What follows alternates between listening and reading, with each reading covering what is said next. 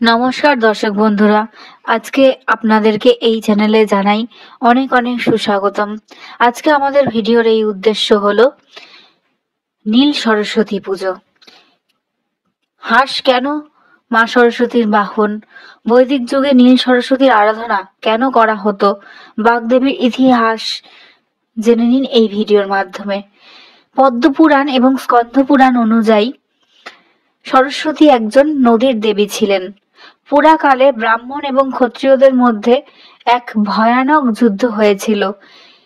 এর থেকে ভাদবহ্নি নামক এক সর্বগ্রাসী আগুনের সৃষ্টি হয়, যেটা সমস্ত পৃথিবীর সমস্ত সৃষ্টিকে ধ্বংস করতে কিন্তু সমর্থ ছিল। আনন্দপ্রিয় এবং রুচিশীল বাঙালির উৎসবের তো অভাব নেই। উৎসবের ধারাবাহিকতা বহনে বাঙালির 12 মাসে 13 পার্বণ লেগেই রয়েছে এবং থাকবেও। অধিকাংশ উৎসবের প্রধান এবং মুখ্য উদ্দেশ্য ছিল দেব দেবীদের প্রতি সম্মান প্রদর্শন। এই কথা যেমন ঠিক, একই রকম ভাবে একটি জনপ্রিয় উৎসব হলো সরস্বতী পুজো তথা বসন্ত পঞ্চমী। পশ্চিমবঙ্গ, উড়িষ্যা, ত্রিপুরা, নেপাল, অসম, উত্তরপ্রদেশ এবং বাংলাদেশেও এই পূজা এবং প্রথার প্রচলন রয়েছে। এই উৎসবের মুখ্য বিষয় হলো সরস্বতী দেবীর আরাধনা এবং পরের দিন শীতল ষষ্ঠী পালন। শীতল ষষ্ঠীর দিনে অনেক হিন্দু পরিবার অরন্ধন উৎসব পালন করে এবং কলাই সিদ্ধ ভক্ষণ করে বিশেষ বিশেষ কিছু নিয়ম পালন করে। শাস্ত্রবিধি অনুযায়ী দেবী সরস্বতী এই পুজো মাঘ বা ফাল্গুন মাসের শুক্লপক্ষের পঞ্চমী তিথিতে করা হয়। এবার দেবী সরস্বতী সম্পর্কে পৌরাণিক ব্যাখ্যায় আসা যাক। সরস্বতী মূলত বিদ্যা, কথা, সমস্ত জ্ঞান এবং সৃষ্টির কারক। দেবীকে অনেকেই কিন্তু ব্রহ্মার পত্নী বা মেয়ের হিসাবেও সম্বোধন করে থাকেন বিভিন্ন মতামত অনুযায়ী। আবার অনেকে এমন বলে থাকেন যে দেবীকে ব্রহ্মা সৃষ্টি করা সত্ত্বেও তার প্রতি তিনি আকৃষ্ট হন এবং তাকে পাওয়ার জন্য অস্থির হয়ে পড়েন। সেই ক্ষণে তার চতুর্দিকে পরিভ্রমণ করতে থাকেন এবং চতুর্দিকে দৃষ্টি নিক্ষেপ করার হেতু ব্রহ্মার নাকি 4টি মস্তক। এই ব্যাখ্যাটি অনেকে ভ্রান্তও বলে মনে করেন। পদ্মপুরাণ এবং স্কন্ধপুরাণ অনুযায়ী সরস্বতী একটি নদীর দেবী ছিলেন। পুরাকালে ব্রাহ্মণ এবং ক্ষত্রিয়দের মধ্যে একটি ভয়ঙ্কর যুদ্ধ হয়েছিল।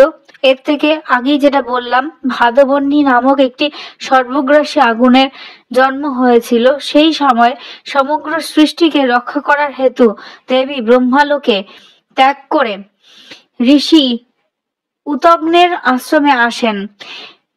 ভগবান শিবের অনুরোধে সরস্বতী নামক একটি নদীতে রূপান্তরিত হয়ে সমুদ্রের দিকে প্রবাহিত হন। উক্ত আগুনকে তিনি নিমজ্জিত করেন। আবার অনেক পণ্ডিত অন্য মত পোষণ করেন। তাদের মতে ভগবান বিষ্ণুর নাভি থেকে একটি পদ্মফুল উৎপন্ন হয়, তার মধ্যে ভগবান ব্রহ্মার জন্ম হয়। বিষ্ণুর আদেশ অনুসারে ভগবান ব্রহ্মার সমস্ত সৃষ্টি রচনার দায়িত্ব পড়ে ব্রহ্মার ওপর। কথা মতো ব্রহ্মা সমস্ত বিশ্ব ব্রহ্মাণ্ড রচনাও করেন। প্রকৃতি এবং তার নিয়ম অনুযায়ী সমস্ত কিছু তৈরি করেন।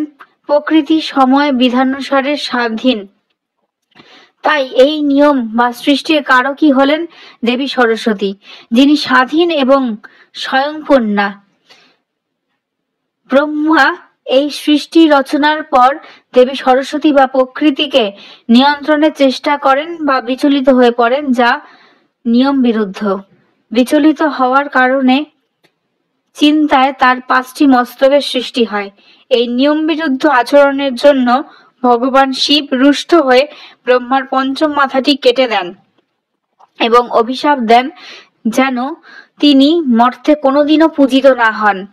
বহুজনের বহুমত থাকলেও এই কথা স্পষ্ট যে দেবী সরস্বতী বিদ্যা এবং জ্ঞানের কারক, যিনি 68টি কলায় পারদর্শী।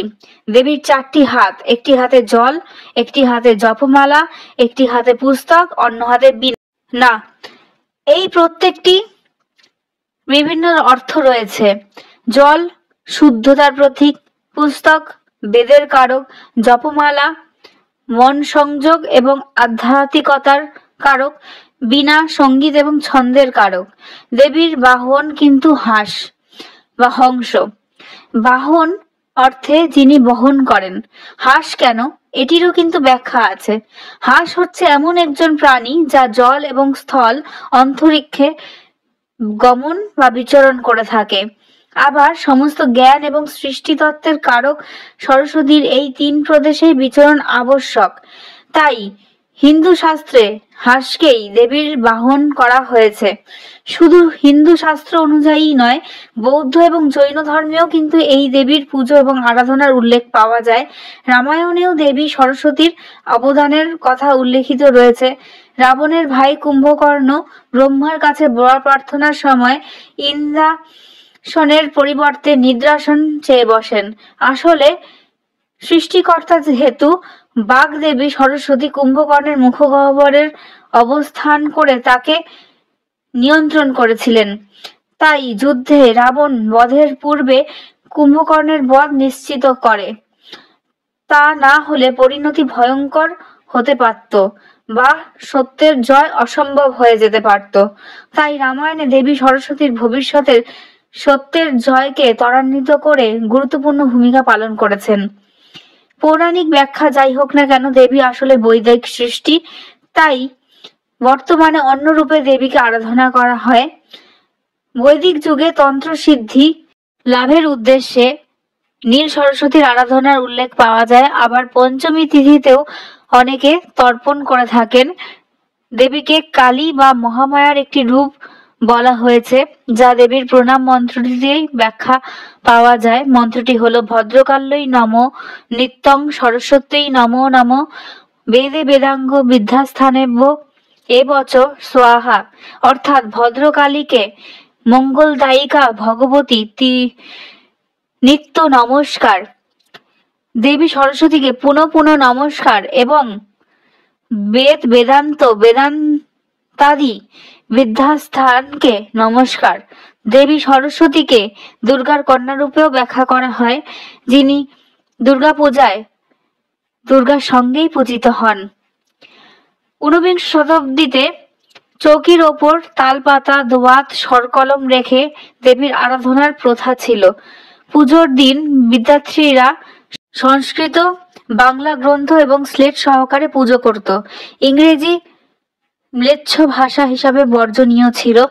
ওই দিনেই কচিকাঁচাদের পণ্ডিতদের হাতে হাতে কড়ি দেওয়া হতো এবং বিদ্যার্জনের জন্য সূচনা করা হতো।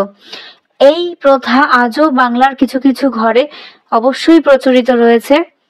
আধুনিক শিক্ষা ব্যবস্থায় অভ্যস্ত শিক্ষা প্রতিষ্ঠান, এমনকি রাস্তার মোড়েও এই পুজোর ধুম চোখে পড়ার মতো। মূর্খ, জ্ঞান, উচ্চ নিচ এমনকি অন্য ধর্মের লোকেরাও মা দেবী সরস্বতীর প্রতি সম্মান প্রদর্শন করে থাকেন। বিশেষ উল্লেখ্য যে বর্তমানে বিভিন্ন বিশ্ববিদ্যালয়গুলোতে এই পুজোর কিন্তু রীতিনীতি মেনে পালন করা হয় মহা সমারোহের সাথেই। সরস্বতী পুজোর দিনটি যেন বাঙালিদের জীবনে একটি অত্যন্ত গুরুত্বপূর্ণ দিন।